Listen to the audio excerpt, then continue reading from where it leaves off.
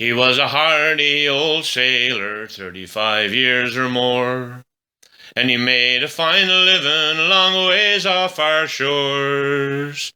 When his work was all over, they said, "Thank you, me son." He said, "I'll never no more put me rubber boots on." He was born up in Freyland in the year 35. Not a sign of an iPod, cell phone, or jump drive. Jig sculpins or tomcod or trout in the pond, or go cutting out tongues with your rubber boots on. Now some called 'em Chowders, but I calls 'em myself. Some says, "Boys, he's something more, no, boy, he's something else." He's been called a nuisance and the devil's own spawn, but you don't have to call him at all if there's a great big feed on.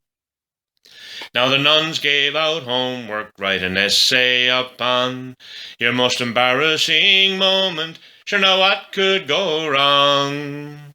I'll fool that old sister, I'll bring Margs in instead, and told the class how his dress blew up over his head.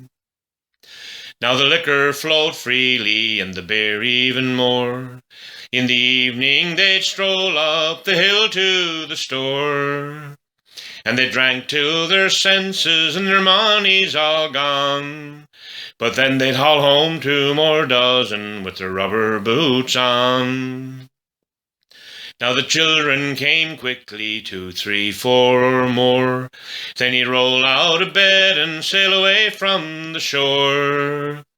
Leave Eileen with a house full and the checks overdrawn. She said, "Don't you come back here no more without a few rubbers on." But they had 9 lovely children, sure they all looked the same. To remember their names now was a challenge to Raymond. Marg asked how the kids were, he said they're getting along. But poor Keith got the flu without his rubber boots on. If you bring home a new woman to introduce her to Rain, you better warn her about him or risk being the blame.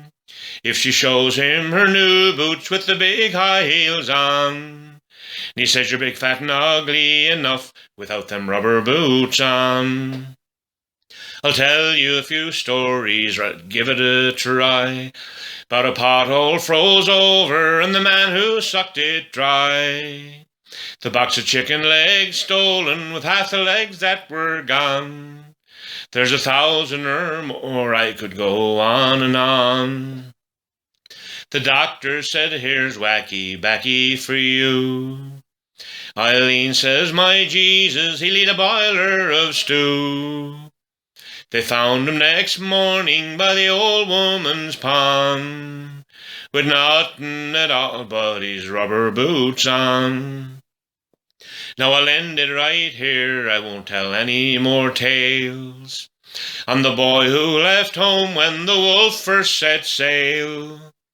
We wish him good health, long may his big jib be drawn on old Shoe or Le Manche, 80 years and beyond.